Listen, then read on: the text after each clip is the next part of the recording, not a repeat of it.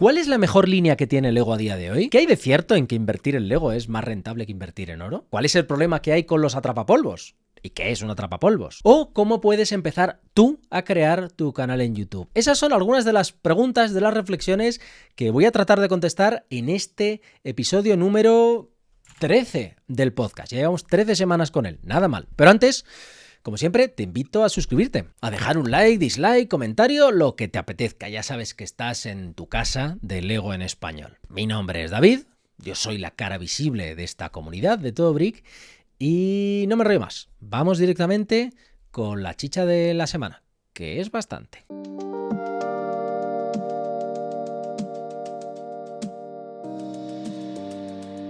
Hay una línea, o mejor dicho, un grupo de sets que son, bajo casi cualquier espectro, los mejores sets que hace, ha hecho y posiblemente hará Lego. Desde cualquier punto de vista. Desde el punto de vista de valor de exposición, experiencia de construcción, cuánto obtienes por cuánto pagas, minifiguras, aspecto, inmersión durante el proceso previo y posterior a la construcción de un set, que también es importante, valor de juego, opciones que te aporta, lo tienen absolutamente todo. Y no es una línea concreta, porque solo sacan un set al año, pero deberían tener su línea propia. Y sí, obviamente estoy hablando de los edificios modulares, de esas pequeñas grandes piezas de exposición que a muchos de nosotros nos devuelven a los orígenes del Lego. ¿Y por qué te cuento esto? Porque en paralelo con ese diseño y construcción de la mini ciudad que estoy haciendo en la mesa que tengo aquí a mi derecha, una mesa en la que te recuerdo que caben 12 placas de 32 por 32 y 6 medias para hacer una pequeña carretera y sobre la que estoy haciendo una pequeña serie de vídeos en el canal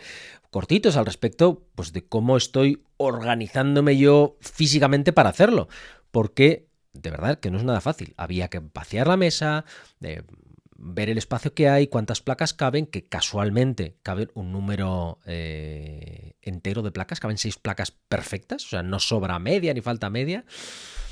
Cómo organizar los edificios, hay que construir los edificios, hay que pensar en cómo elevarlos, cómo hacer la calle, cómo... Hay un montón de planificación y disfrute más allá del Lego que me está recordando a por qué me gusta Lego. Y es algo que, sobre todo, la gente como yo, que montamos muchísimo Lego y que encima tenemos un canal y grabamos, y mientras estamos montando, al menos yo ya estoy pensando en, bueno, pues seguramente hablé de esto en la reseña o esto no me gusta, que le vamos quitando, vamos pelándole capas de disfrute a esta afición. A mí esto de los modulares me ha devuelto a la fase cero, me ha devuelto a la fase inicial. Y es que los edificios modulares, incluso a mí desde un punto de vista que yo entré a Lego por Star Wars, y Technic y luego me fui quedando o me fui enamorando de esas pequeñas expansiones que iba haciendo Lego en mi infancia. Estoy hablando del bloque de interrogación, de la NES, Rivendell, esas, bueno, pues construcciones pensadas para tocar la nostalgia de los adultos. Yo no pensaba en una ciudad.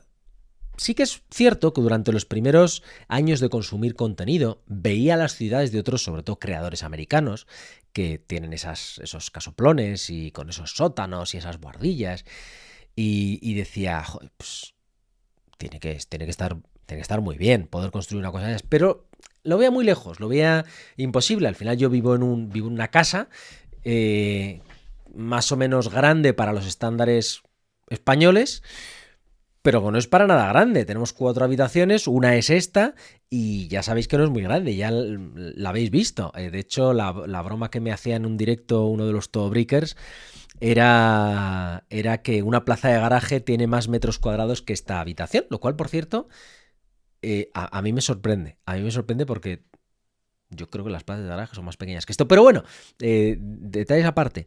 No lo veía factible. Y como no lo veía factible, tardé mucho en entrar a los modulares. Pero sí que es cierto que tengo un amigo que montó la comisaría de policía. y joder, la vi ahí puesta en una balda y dije, qué chula está, ¿no? Y tengo una muy buena amiga que es escritora, Mónica Gutiérrez. Por cierto, sus libros, si queréis desconectar, sirven casi tan bien o mejor que montar Lego. Le mando un saludo a Mónica desde aquí. A mí el libro suyo que más me gustó es el de la librería del señor Livingstone. Lo podéis buscar, os lo dejo en comentarios, yo qué sé. Y ella montó la librería, obviamente, y me mandaba fotos de, pues, montándolo con su hija y cómo había quedado y tal. Y me fue picando, ¿no? Pero es que ahora tengo quizá más espacio de exposición, pero en aquella época yo tenía una estantería y ya la tenía llena. Ni siquiera tenía los 3 paneles y medio que tengo ahora, o sea, tenía una estantería. Y claro, bueno, compré el primer modular en caja. De hecho, aquellos primeros los sigo teniendo en caja, ahora los tengo aquí todos. Compré la librería, la comisaría, la Gran Plaza. Eran como mi compra del año de, bueno, yo qué sé, en un futuro, cuando David sea viejo y viva en el campo, en una casita ahí, pues se monta una ciudad. Y lo daba por descartado. Y fue el año pasado, 2025, con la esquina Tudor, cuando monté mi primer edificio modular. Y pude meterle las manos a esa experiencia. Experiencia de construir, como decía en otra sección que grabé, no sé si en el episodio anterior o... bueno, en otra sección que grabé al respecto de qué es lo mejor que tiene Lego. Que, como decía mi padre, te sumerges y vas viendo cómo crece y cómo evoluciona y aparece, bueno, esa construcción, que ese edificio, o ese vehículo, o esa nave, o eso que estás construyendo. Y claro, montas la placa, los suelos, la acera, montas el primer piso, rellenas las habitaciones, le das el detalle, montas la segunda habitación. Y la verdad es que es una experiencia muy placentera. Y montados tampoco es que ocupen mucho, ocupan placa de 32 por 32, que creo que son 25 por 25 centímetros, más la altura. A muchos de vosotros en la comunidad, en el grupo de Telegram, compartís pues en una balda, en una estantería, en, yo qué sé, una línea que tienen. Mi mujer quería ponerlos encima del sofá o encima de una pared que tenemos en el cuarto, pero claro, ahí las gatas se lo van a pasar pipa. Y al montar la esquina Tudor, claro, me di cuenta de todo lo que llevaba disfrutando de los edificios modulares sin siquiera haber montado ninguno. Porque yo llevaba disfrutando de los modulares 3 años. Más montarlo, más pensar, más planificar. Y ahora que he tomado la decisión de vaciar esta mesa, estoy disfrutando durante un montón de horas preparando las bases mills, pensando cómo voy a hacer las carreteras, cómo voy a elevar los edificios de atrás, cómo voy a poner... Es... de verdad, al menos desde mi perspectiva adulta, la mejor línea de Lego, porque te aporta el valor previo a la compra, el valor de la compra, el valor de la caza y de la búsqueda de los sets, que me acabo de comprar el banco, el Brick Bank, y lo de estar monitorizando los que están retirados, a ver cuándo bajan de precio, hacerte con ellos, qué sacarán el año que viene, la excitación de qué vendrá después, el montarlo, es que lo tienen todo. Y de hecho me he dado cuenta que en el volumen de conversaciones que se organizan dentro de la comunidad, dentro del grupo grande, dentro de Telegram, que como sabéis somos cerca de 9.000 personas, que por cierto es sorprendente que para estar 9.000 personas ahí dentro, la conversación normalmente es muy fluida y no es tan rápida como pudiera esperar. Es decir, yo que me lo suelo leer todo, hasta me da tiempo a hacerlo, lo cual me sigue pareciendo fascinante. Pues, como decía, mucha de la conversación gira en torno a modulares y ciudades y experiencias. Y claro, el otro día iba con mi padre a hacer unas cosas de bricolaje y demás, y aproveché para recoger en un trastero que tengo todos los edificios modulares que tenía, que tengo, que son 12, 13, 14, no sé cuántos tengo. Claro, volví hablando con él pues de Lego y de lo que íbamos a construir, de muchas otras cosas. Y llegué a casa y me apunté aquí en las notas de lo que suelo utilizar para hablar en el podcast. Me ponía, perdón, que se me ha ido el santo al cielo, me ponía, ¿tú te das cuenta la cantidad de tiempo que le dedicas a los modulares sin haber montado ni uno? Y es que es verdad, porque la magia del Lego, como suelo decir siempre, no solo es la fase de construir. La fase de construir está muy bien, pero, ¿no? Pero se queda muy corta.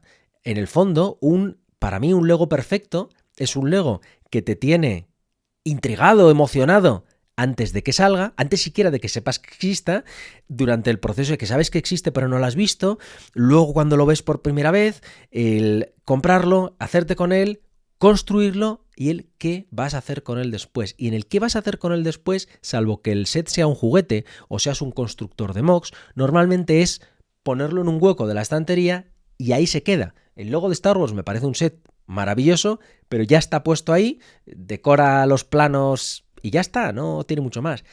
Pero los edificios modulares siempre hay algo. Voy a ponerlo aquí, voy a hacer... No lo sé, chicos, no lo sé. De verdad, creo que esto, así como los mocks me parecen el epítome, ¿no? La maravilla absoluta de montar Lego, los edificios modulares como concepto de set creo que son el pináculo, creo que son lo mejor que tiene Lego para ofrecer. Tengas o no tengas espacio, fíjate, estamos en 2026, yo llevo disfrutando de los modulares desde 2021, 2022 y es ahora cuando estoy empezando a poder hacer algo. Y han sido 4 años de darle vueltas, pero fíjate que incluso en mi espacio tan limitado, que hablamos de 9 metros cuadrados, se puede. Así que chicos, de verdad, si estáis buscando una línea maestra en la que meteros, que no se exija comprar demasiado, hablamos de un set al año, a lo sumo quizá salen otros edificios en otras líneas, en Marvel, en Ideas, en Ninjago, pero no son técnicamente modulares, serían para hacer otra ciudad, ¿no? Pero al final sale uno, tienes como mucho uno de Ninjago, uno de Marvel, un modular, o sea, son 3 sets al año, tampoco es que sea una locura, que te aportan mucho, que tampoco son excesivamente caros y que te dan para mucho más que el set en sí. Chicos, meteros en la línea de modulares. Eso sí, también os lanzo una advertencia.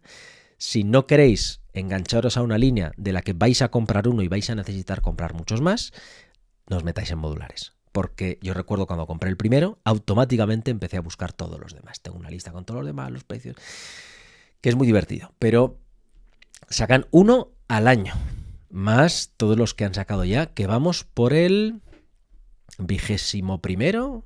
Creo que el año que viene se cumplen, de hecho, 20 años.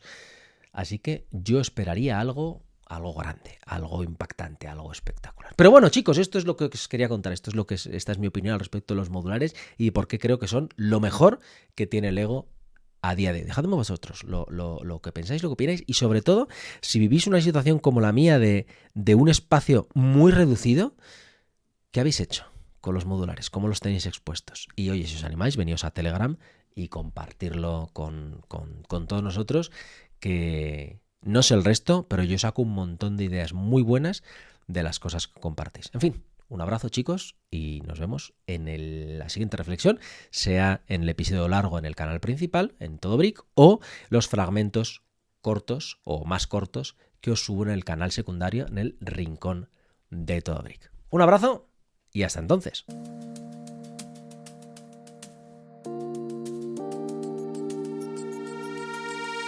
Hablemos de los atrapapolvos, o hablemos de Lego como atrapapolvos, porque últimamente, o al menos en las últimas 2 semanas, ha habido mucho cachondeo en el canal, en los directos, en Telegram, en el grupo de los Todo Brickers Top, en todas partes, al respecto de todas las menciones de atrapapolvos que hemos ido haciendo en los distintos vídeos y los distintos anuncios y distintos comentarios. Eso es al respecto de las últimas novedades de Lego. Y aunque la mayoría han sido bastante divertidos, bastante sanos, hay también cierto sarcasmo y cierta ironía al respecto de que al final todo lo que hace Lego son atrapapolvos. Y quería hacer un pequeño paréntesis, una pequeña explicación, un pequeño matiz antes de que esto de los atrapapolvos se convierta en una expresión despectiva al respecto de todo lo que hace Lego. Porque no es así. Por cierto, pequeño paréntesis, porque al parecer la expresión atrapapolvos no está totalmente extendida. Hay gente que no sabe lo que es un atrapapolvos. Así que, pequeño disclaimer. Un atrapapolvos no es más que una pieza decorativa que pones en un sitio y cuya única función, cuya única utilidad es atrapar el polvo del ambiente. Es decir, una estatua es un atrapapolvos. Una lámpara es un atrapapolvos. Cualquier pieza que pones ahí y que ya no vuelves a tocar es un atrapapolvos. Como digo, la mención de atrapapolvos va a la utilidad que tiene esa pieza en concreto. De hecho, estoy viendo ahí una cámara mismo que tienes puesta en una estantería y nunca usas porque nunca encuentras tiempo para utilizarla, acaba convirtiéndose en un atrapapolvo. O sea, no es tanto la utilidad que tiene la pieza en sí como pues que no le des tú ninguna. Pero bueno, me estoy yendo un poco por las ramas sobre lo que es un atrapapolvos. Un Lego atrapapolvos no es más que una pieza cuya única utilidad es ser expuesta y estar puesta ahí, quieta en una estantería. Y parece, o yo he dado a entender, que todo lo que sea un atrapapolvos en Lego es malo. Y en realidad no es así. Esto va a algo que quizá no he comentado de manera directa en el podcast. Yo diría que sí, pero ahora no estoy muy seguro.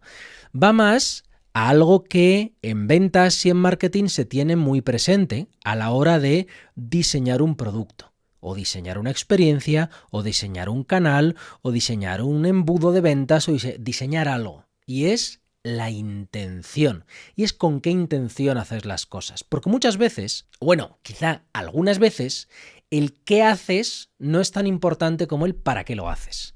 Y es esa intención la que le da ciertas características a lo que sea en lo que estés involucrado. Me estoy yendo muy por las ramas porque esto es bastante subjetivo y tiene bastante que ver con esa otra faceta de mi vida profesional o ese otro canal o esa otra newsletter, que es algo en lo que incido y en lo que trato mucho. Y aquí, a lo que voy, no es tanto a que el Lego haga o deje de hacer atrapapolvos, porque tú y yo sabemos que la mayoría o muchos de los que hacen nos encantan. Y de hecho, el otro día yo creo que mi mayor crítica iba a que una línea que no había tenido atrapapolvos o que casi no había tenido atrapapolvos hasta ahora, como es Minecraft, que tenía más o menos un set pensado para 18 años o más y una pequeña construcción, estoy pensando en el creeper, el zorro, la mesa de trabajo. Es una línea de juguetes. El 99% de lo que hacía Lego en la línea de Minecraft eran juguetes y había un pequeño 1%, o bueno, quizá una relación de 9 a 10, o no, más. Igual sacan 20 sets al año y había uno, o sea, una relación de 1 a 20. Eran 19 juguetes y un atrapapolvos. Ahí el atrapapolvos yo no digo que esté bien o esté mal, simplemente digo que la proporción es bastante adecuada, porque la intención de Lego para la línea de Minecraft era hacer juguetes. Sin embargo, en esta oleada de junio ya hemos visto que hay, pues no sé si son 3, 4 o creo que 5, no, pero 4 juguetes o 4 sets de esta oleada, o 4 de 7, la mitad o más de esta oleada no son juguetes, son atrapapolvos. Y el problema no va a que sean o no sean atrapapolvos. Como digo, hay líneas en las que está muy bien que de vez en cuando nos den un atrapapolvos. Visto en perspectiva, cualquier UCS es o termina siendo en realidad un atrapapolvos. Los sets que tengo ahí del Señor de los Anillos podrían ser juguetes, pero tú y yo sabemos que en realidad son atrapapolvos. Pero no es eso a lo que voy. A lo que voy es a mi problema con los atrapapolvos de Lego últimamente. Podríamos hacer un juego de a ver cuántas veces digo atrapapolvos en esta sección, pero bueno, no me lo tengáis en cuenta. Voy a decirlo mucho. El tema está en que este tipo de sets, este tipo de atrapapolvos han pasado de ser una excepción a ser algo extraño, a ser algo que saca Lego de vez en cuando. Por ejemplo, acabo de mirar ahí, los de Nintendo. Nintendo presumiblemente nos daba uno al año, uno grande, al estilo de los modulares. Y creo que es que en la dosificación está el gusto. Los modulares son lo que son a día de hoy porque Lego nos da uno al año. Imaginaos que Lego en vez de darnos uno al año nos sacase uno al mes, nos sacase 12 modulares al año. Acabaríamos todos hasta las narices de modulares. Porque dejaría de ser algo coleccionable, algo asumible, algo que te mantiene excitado o preparado, ansioso durante un año, para llegar el día el 1 de enero y te haces con ellos, y pasaría a ser algo de, mira, pues otro más, ya otro, mira, aquí está el de marzo, aquí está el de abril, aquí está el de mayo, y terminan perdiendo la gracia. Y mi reflexión o mi queja al respecto de los atrapapolvos no es el hecho de que Lego los haga, que es más, me parecen algunos maravillosos, y diría que más de la mitad de la colección que ves aquí es que son literalmente atrapapolvos. Pero voy a ese cambio del que venimos hablando ya desde hace unas semanas. El problema no es que saquen sets coleccionables. El problema no es que saquen sets de exposición. El problema no es que saquen sets grandes, sets muy grandes. El problema es que no tienen medida. Hemos pasado de tener un set grande al año, dos grandes me refiero a 6.000, 7.000 piezas, 600 euros, o sea, sets contundentes. Hemos pasado de tener, pues eso, un par de sets al año, a es que prácticamente cada mes nos anuncian uno. Y no sé cómo va a terminar este año. Quiero regrabar la lista de sets más grandes que ha hecho Lego nunca, que es una lista que hace unos años que no actualizo y viene bien que hagamos un repaso de todo lo que hay nuevo. Y no la saco porque es que prácticamente cuando me siento a planificar a ver qué sets hay, qué sets van a salir, es que prácticamente el mes siguiente va a salir otro. Y el mes siguiente va a salir otro, y el mes siguiente va a salir otro, y el mes siguiente va a... Y al final estamos, pues eso, hemos pasado de un poquito agradable a un demasiado. Y aunque a algunos os pueda parecer, sobre todo aquellos que habéis visto el vídeo de presentación de las novedades de junio, que son más de 150 novedades las que revisamos allí, ha habido algún comentario al estilo, es que como que parece que estoy centrado en una línea, o es que dices que esto es una atrapapolvos en manera despectiva, pero eso que has montado, o Rivendell, es una atrapapolvos también. Y hay gente concentrada, a ver si me consigo explicar, en un set. Es que te estás metiendo con este set y no te estás metiendo... No, a mí mi problema no es que Lego haga el zorro de Minecraft, o el Creeper, o la mesa de trabajo, o que saque el car de Mario Kart. Mi problema es a que hemos pasado de un puñadito de atrapapolvos, de set de exposición, a que todas las líneas tienen que tener 5, 6, 7, 10 sets pensados para atrapar el polvo. Fijaos en Star Wars, que me sirve como ejemplo fantástico. A mí la línea de cascos siempre me ha gustado. La línea esta de naves de la Starship Collection me gusta porque te permite exponer muchas naves en muy poco espacio. Pero hemos pasado de que Lego, yo creo que empezó en 2020 con los cascos, de que Lego nos dé 3 cascos en un año. Tendría que revisar mis notas, estoy tirando de memoria y quizá me equivoque, pero yo creo que en 2020 hubo 3 cascos y esos fueron todos los coleccionables atrapapolvos que Lego sacó en 2020. Hemos pasado de 3 cascos a que el año siguiente, 2 años más tarde, eran 3 cascos y 3 dioramas, más 3 UCS, a que este año, si miras lo que han sacado entre las naves, los cascos, dioramas no ha habido, pero bueno, prácticamente, UCS y demás, es que más de la mitad de la línea de Lego Star Wars son atrapapolvos. Y digo Star Wars porque es la que más presente tengo, pero si miro Marvel me voy a encontrar algo parecido. Y el año pasado os diría que si miro Minecraft no, pero es que este año miras Minecraft y es algo parecido. Icons, algo parecido. Ideas, algo parecido. Y al final queda esa sensación que es la que llevo criticando, como digo, las últimas semanas, de que Lego está dejando de hacer juguetes, de pensar en hacer juguetes, y está centrado únicamente en sacar atrapapolvos. Pero fijaos que tal y como yo lo veo desde un alto nivel, miro todo lo que saca Lego en un año y digo, joder, qué cantidad de atrapapolvos. Pero luego si vamos al detalle unitario, el problema o la virtud que tiene Lego es que esos atrapapolvos suelen ser fantásticos y eso es innegable y no puedo decir yo lo contrario, no puede decir nadie lo contrario. Y están muy bien y no me verás criticar Barad-dûr, no me verás criticar Rivendell, no me verás criticar en general los sets UCS bien hechos, entendidos como UCS, no como galletas de la muerte, porque en mi opinión en el balance y la variedad está el gusto. Y el problema o lo que a mí no me gusta de lo que estoy viendo en Lego a día de hoy es que ya no hay gusto.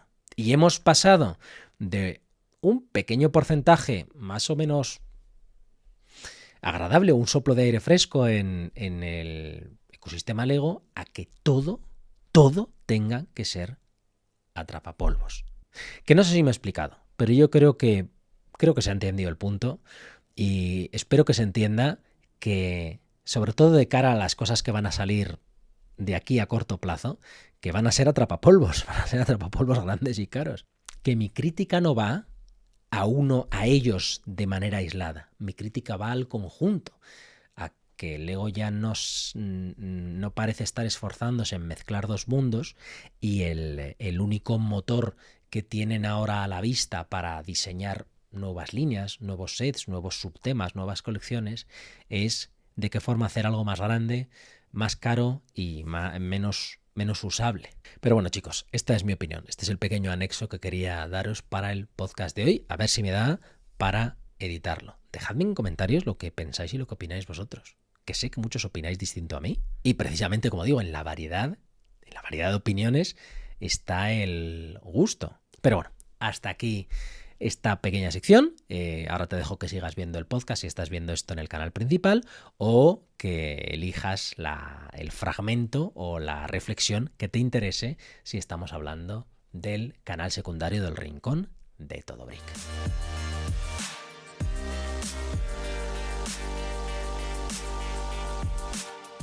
Hablemos de invertir en Lego, o al menos hablemos de una de las preguntas que más se repite, al menos en esta comunidad, o que veo yo por ahí, y cuya respuesta más peligrosa me parece. No sé si voy a extenderme mucho o poco, porque el tema, la verdad es que es profundo y da para una reflexión larga. Así que, si te interesa el tema de la inversión, acompáñame, que vamos a hablar de cosas que a mí me parecen de cajón, pero que no lo son tanto. Y la pregunta a la que me refiero va muy en línea con una que pusieron hace mucho tiempo, un vídeo que hice al respecto de este tema de inversión en Lego. Si quisiera empezar a invertir en Lego, ¿cuál me recomendarías? Que esta vez no vamos a hablar de las recomendaciones al estilo de ¿qué set me recomiendas? ¿Este o este? Que es muy subjetiva, como hablábamos en el episodio 12. Sino vamos a un tema más profundo. Y es que cuando hablamos de invertir teniendo en mente que lo que estás haciendo es, como en cualquier otro producto financiero, poner dinero para obtener presumiblemente más, eso es invertir, es poner un dinero para que trabaje para ti y genere más dinero, ¿vale? Ese es el objetivo. Pues hay un consejo que no sé quién, es el típico consejo que da alguno de los grandes, no sé si Warren Buffett o... Hay alguien que muy sabiamente dijo que no inviertas en algo que no entiendes. Y es que es verdad, porque al final, si tú inviertes en algo que no entiendes, lo que estás haciendo es apostar. Apostar en función de la información que tienes o que te han transmitido. Luego volveré a este tema, ¿vale? Porque esa es una parte muy importante.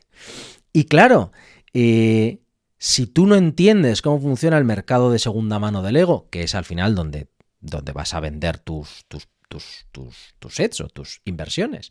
No entiendes cómo funcionan los temas de oferta y demanda, precios, qué líneas interesan más, qué líneas interesan menos, cuál es su... Si tú no entiendes cómo funciona ese mundo, yo sinceramente no me metería. De la misma forma que si no entiendes cómo funciona la bolsa o cómo funciona una empresa, yo no me metería ahí. O buscaría productos financieros que separasen esa necesidad de conocimiento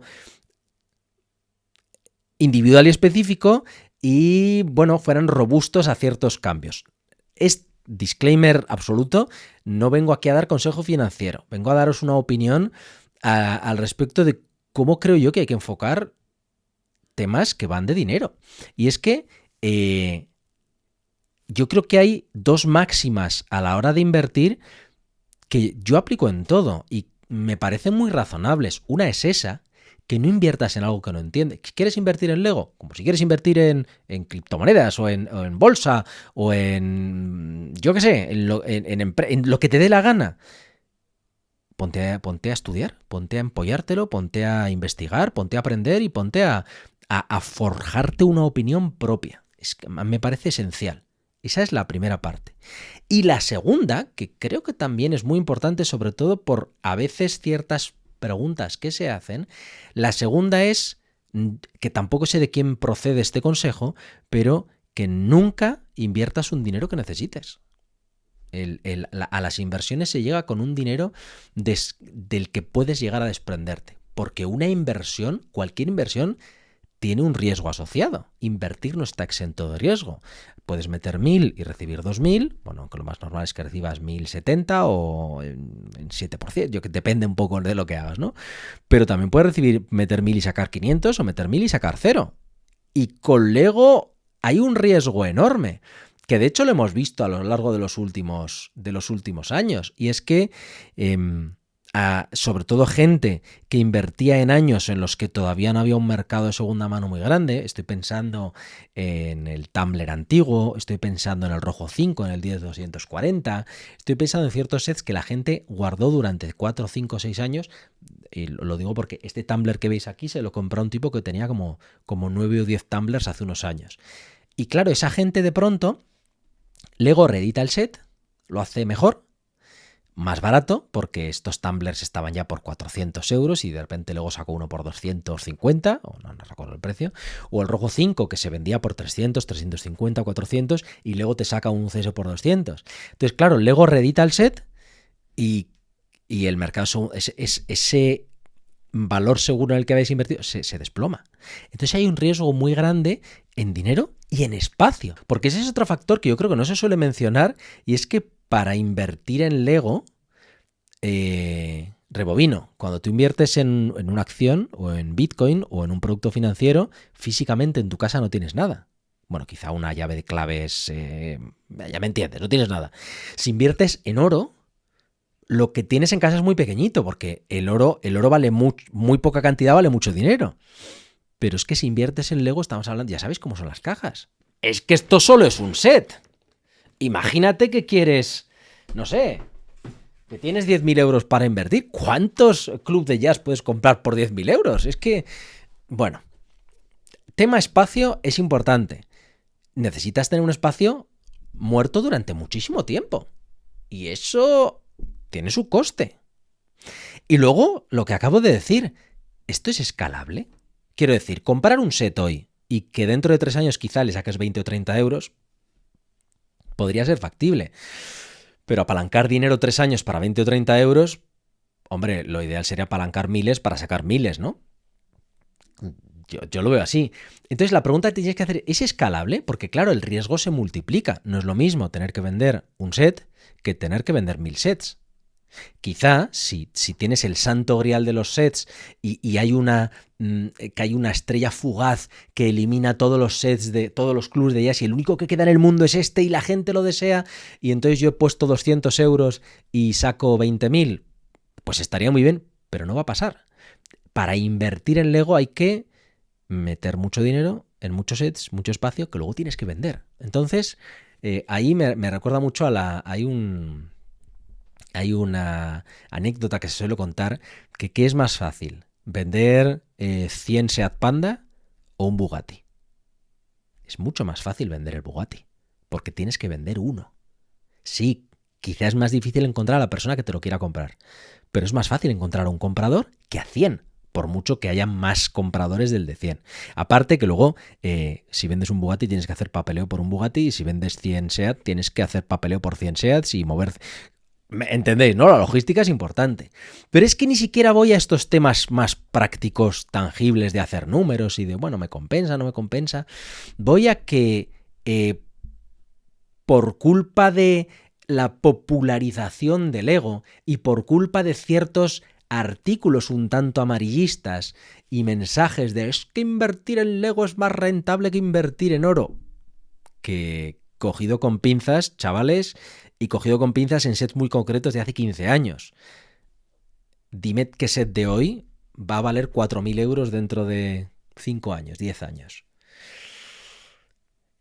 Es difícil, es muy difícil, es imposible saberlo, pero es muy difícil, sobre todo, ¿sabéis por qué? Porque hay muchísima gente metida ahora en esto. Sacar dinero hace 15 años era más fácil porque se fabricaba menos, se vendía menos y había menos interés. ¿Por qué los sets antiguos ahora valen tanto?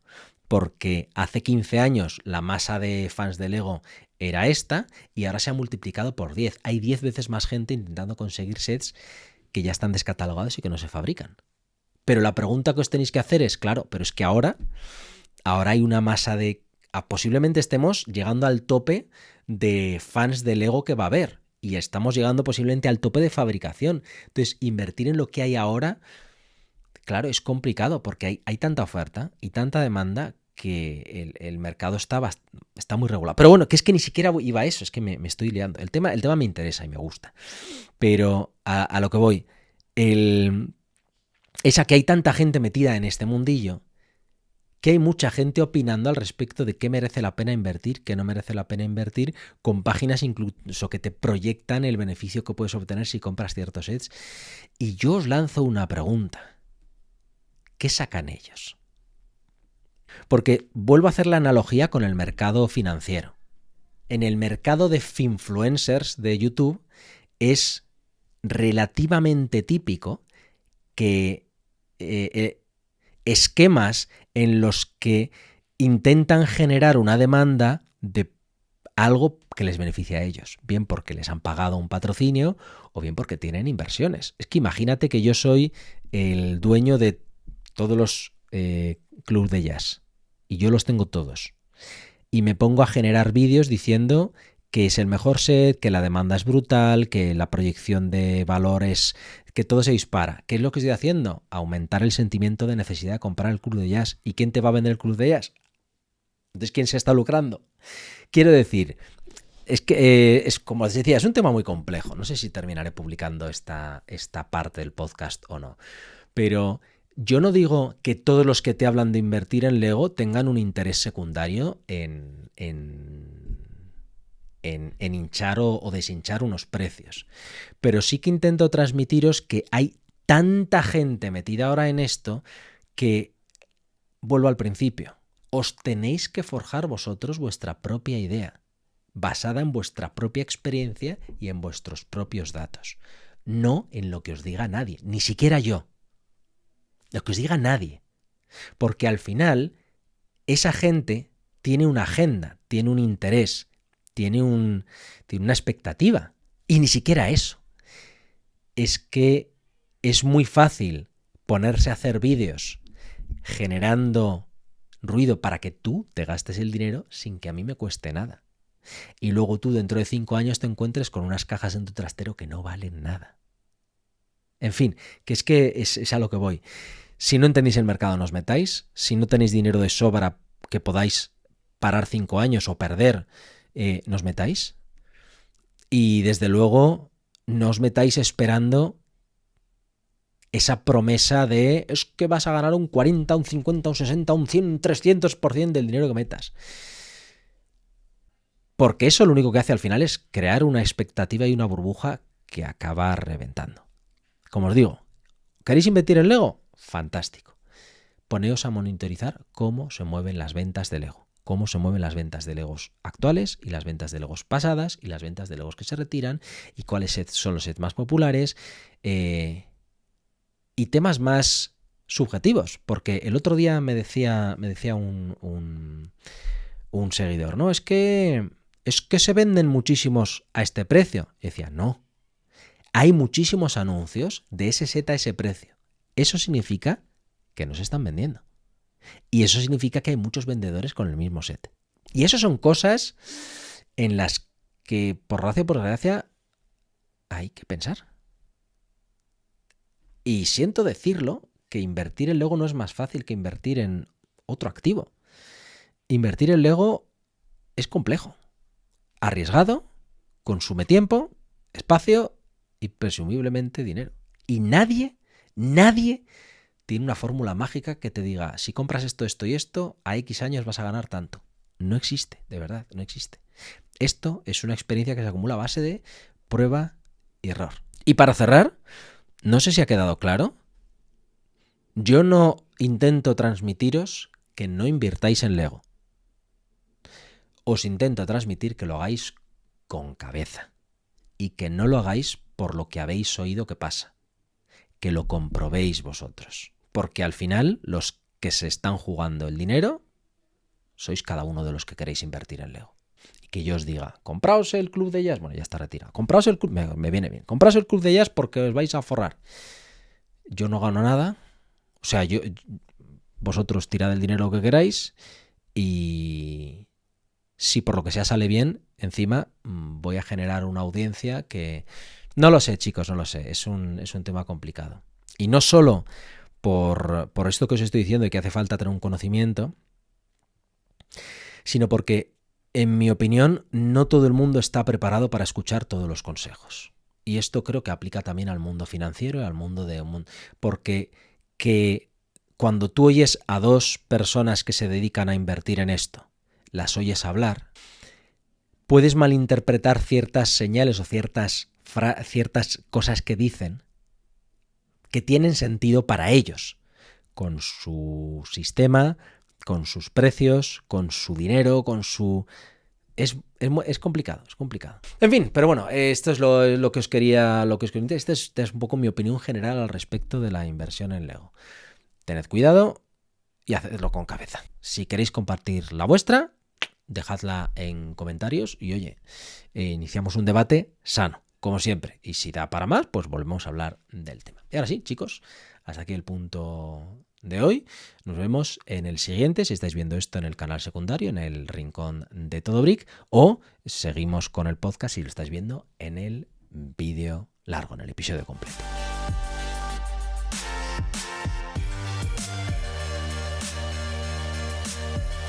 ¿Cómo puedes empezar a crear un canal de Lego? Un canal como este, un canal de reseñas, de opiniones, de mocks, de stop motion, de lo que sea que tengas en mente. El otro día me escribía un compañero, parte de la comunidad de Tobrick, Kevin, que decía así: hola David, llevo un tiempo queriendo preguntarte unas dudas que tengo al respecto de crear un canal de Lego. Supongo que recibirás muchos emails como este y espero no molestarte. Molestia no es ninguna, porque además ya ves que si son preguntas largas o preguntas cuya respuesta va a ser larga, la podemos trasladar aquí y que te sirvan a ti y sirvan a cualquiera de los demás que tengan unas preguntas similares. Así que no os preocupéis. No siempre tengo tiempo para contestarlo todo porque sois muchos, me escribís mucho y a veces escribís mucha cantidad, pero si son cosas como esta que pueden ser útiles para muchas más personas, oye, las traemos aquí al podcast y hacemos una respuesta más o menos larga. Sigo. Las dudas que tengo son respecto a la hora de grabar contenido. Y es que en la parte de grabación hay un montón de cosas técnicas que son una faena. De hecho, durante años yo mismo quería hacer directos, pero había una barrera ahí tecnológica que es que no me daba la cabeza para meterme a aprender qué programas, cómo emitir, cómo conectar varias... Bueno, yo qué sé. Un caos. Así que sigo, a ver si te puedo echar a un cable y ahorrarte parte del sufrimiento. He intentado grabar vídeos largos, montando sets con una cámara reflex y se me apaga al calentarse mucho. Oh, mira, eso solo me ha pasado una vez en verano, lo del calor. Sí que es verdad que es una faena. Te pregunto, ¿cómo resolviste tú el problema? Pues justo, eso estaba pensando, nunca lo he tenido que resolver. Me ha pasado, una vez sí que se me apagó, pero después de haber grabado, no podía seguir grabando. Y sí que alguna vez me ha dado error, no la he podido encender por lo caliente que está.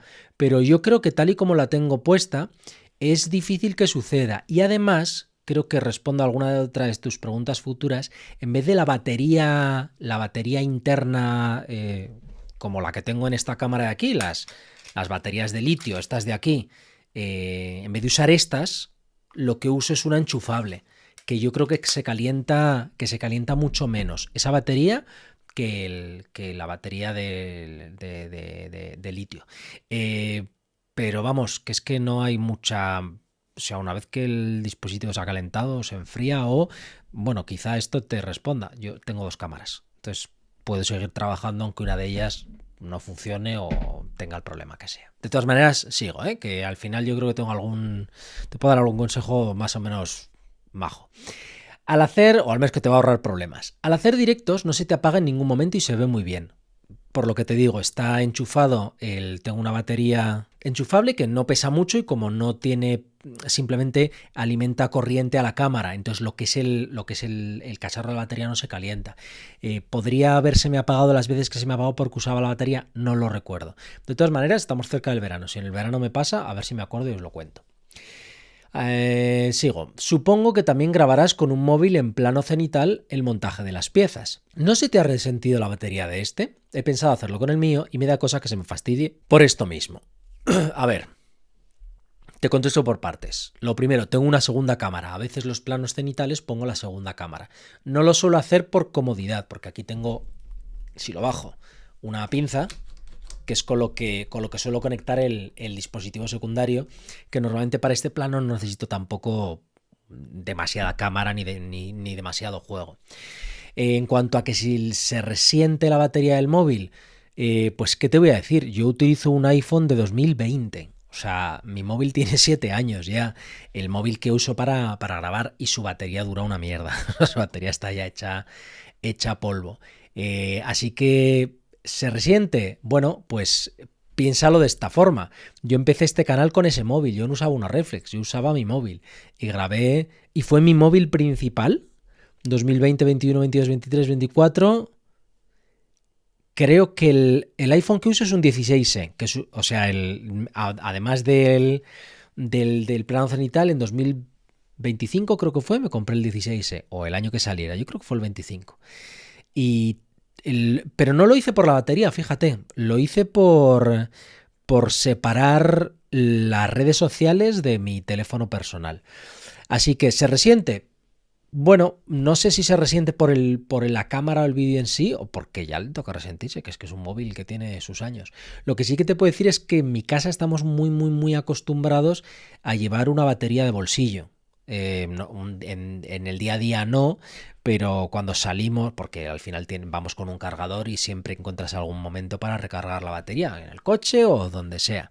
Y si no es así, si nos vamos de viaje, siempre vamos con baterías, precisamente porque no somos de cambiar móvil muy a menudo y las baterías acaban sufriendo. Pero vamos, tú piensas que al final sustituir la batería de un teléfono que son 100 euros, 150 euros, no sé, yo creo que sale más rentable eso que tener que comprarte una cámara de 1000 euros, aposta. Al menos esa es la visión que tengo yo.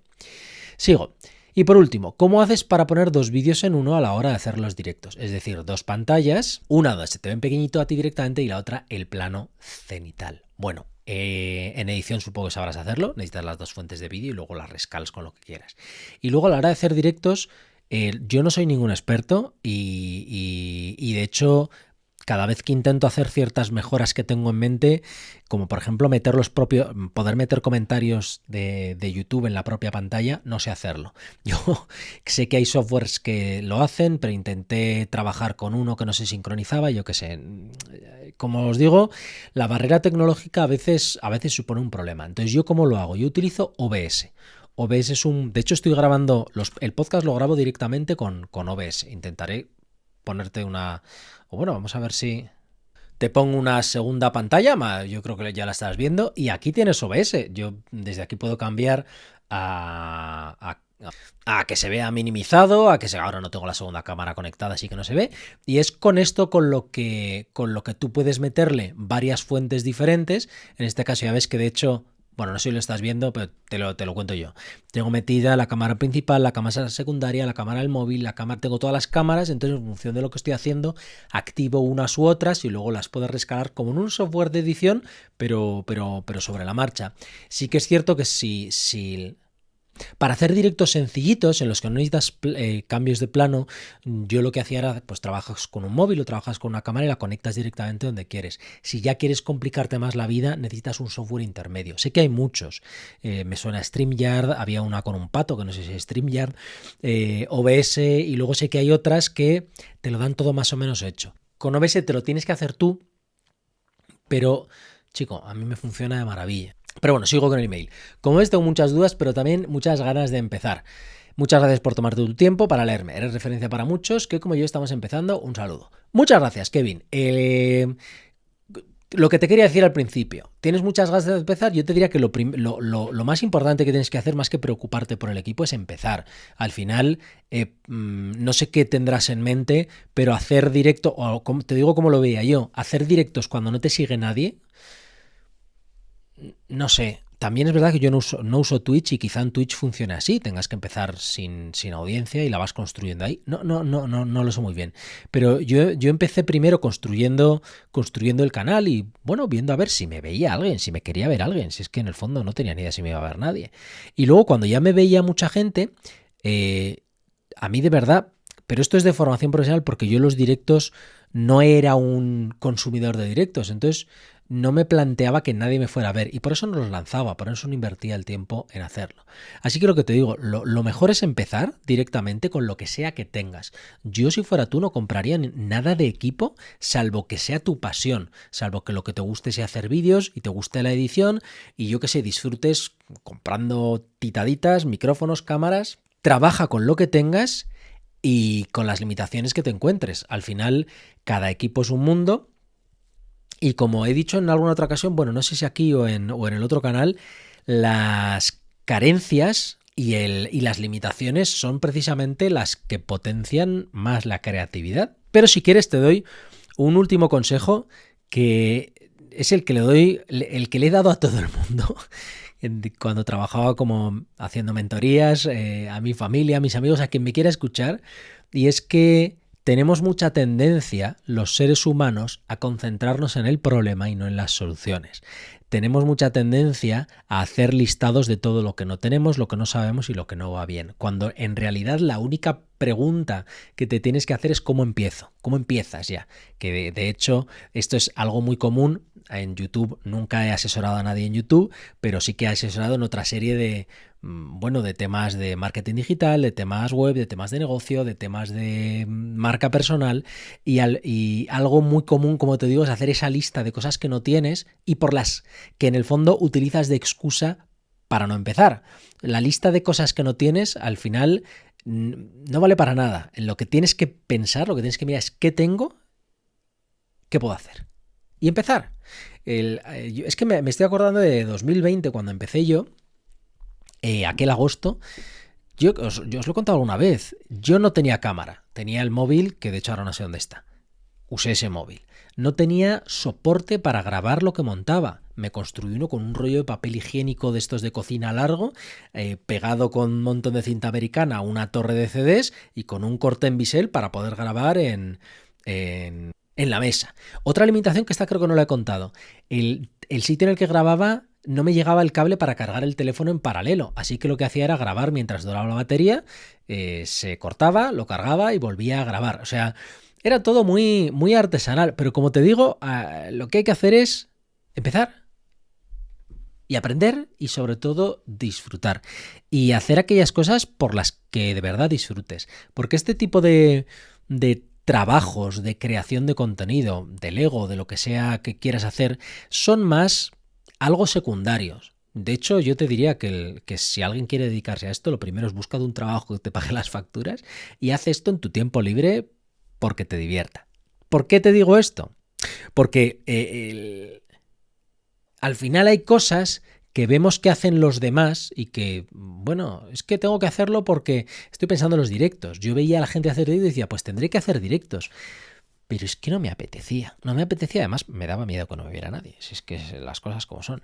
Así que hacía pues aquello para lo que tenía equipo, que podía hacer, que me apetecía y bueno, yo qué sé, que más o menos iba surgiendo. Y como te digo, no sé cuál será tu situación, pero yo no miraría en los posibles daños materiales. Los móviles están para usarlos y están para que duren lo que duren. Pero, repito, el móvil que tengo yo ahora dura poquito. Yo creo que si lo saco de casa me durará 10 o 12 horas, sin usarlo, con suerte.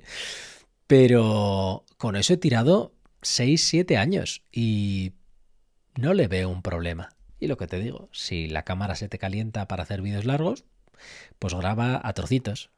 Imaginación al poder, chicos. Y sobre todo, lanzarse. Porque al final a mí lo que me motiva de esto, de crear contenido, es lo divertido que resulta. ¿Que no va a ser la mejor calidad del mundo? Pues quizá no es la mejor calidad del mundo. ¿Que podría ser mejor? Podría ser mejor. ¿Que la luz podría ser mejor? Pues chico, aquí venimos a pasárnoslo bien y a disfrutar. Lo que sí que te diría, el mejor consejo que quizá puedo darte, es que, en mi opinión, el orden de prioridades para grabar contenido en vídeo es el audio. Primero, lo primero y más importante es el audio. Y en el audio me refiero al equipo físico con el que grabas y a tu forma de expresarte, a tu capacidad para expresarte verbalmente. Yo creo que eso es lo más importante de cualquier canal. Lo segundo es la luz. y lo último es el vídeo. Y te lo dice alguien que tiene un canal que enseña Lego, que enseña producto, que son canales muy, muy visuales. Pero es que si el audio no está bien, no hay manera. De hecho, a veces los Todobrickers Top, sobre todo, me pasan vídeos para que vea de cosas curiosas, y es que hay algunos que no suyos, de que se han encontrado por ahí. El otro día me pasaban uno de alguien que hablaba sobre la digitalización de las películas de la Guerra de las Galaxias, y de verdad es que no narraba nada bien el tío, y se hace bola, se hace bola escuchar ese tipo de canales. Pero bueno, que ya me estoy enrollando demasiado. La cuestión está en empezar con el equipo que sea que tengas y afrontando las faenas que te vayas encontrando de la mejor forma posible. En cuanto a tus preguntas, si se me calienta la cámara la apago y espero a que se vuelva a enfriar. La batería no se ha resentido más de lo que se hubiera resentido, creo, en un uso más o menos normal, y la he usado muchísimo. Y los 2 vídeos en uno utilizando OBS. Pero bueno, chicos, esto es lo que hay detrás de bambalinas. Así es como funciono yo. Si tenéis alguna pregunta de proceso, equipo o lo que sea que queráis saber, dejádmelo en comentarios, chicos. Y ahora seguimos con el podcast. Si estás viendo esto en el canal principal, en Todobrick, o puedes elegir ver cualquiera de los otros fragmentos si es que estás viendo esto en el canal secundario en el rincón de Todobrick. Pues ya lo has visto, esto era lo que tenía que contarte. Temas bastante diversos, bastante dispares. Si quieres que profundice en alguno de ellos más, estoy pensando en concreto en el de YouTube o en el de invertir en Lego, que yo creo que son los dos más... Bueno, los dos que más dan para hablar. Déjamelo en comentarios y hablamos. Y por último, decirte que a pesar de, como digo, esa percepción negativa que hay al respecto de que odio, aborrezco los atrapapolvos, estoy montando en estos momentos, aquí ves las bolsas, un atrapapolvos de Lego que espero enseñarte dentro de muy poco. Y es que es un atrapapolvos bellísimo, precioso y bastante increíble. Pero eso, estate atento al canal que te lo enseñaré, como digo, dentro de muy poquito. Y ahora sí, hasta aquí el vídeo de hoy. Un abrazo muy fuerte para todos los miembros del canal. Otro para ti, gracias por haber llegado hasta aquí. Si te ha gustado el vídeo, deja un like, un comentario, suscríbete. Y si no te ha gustado, bueno, pues dobles gracias precisamente por haber llegado hasta aquí. Nos vemos en el próximo vídeo. Chao.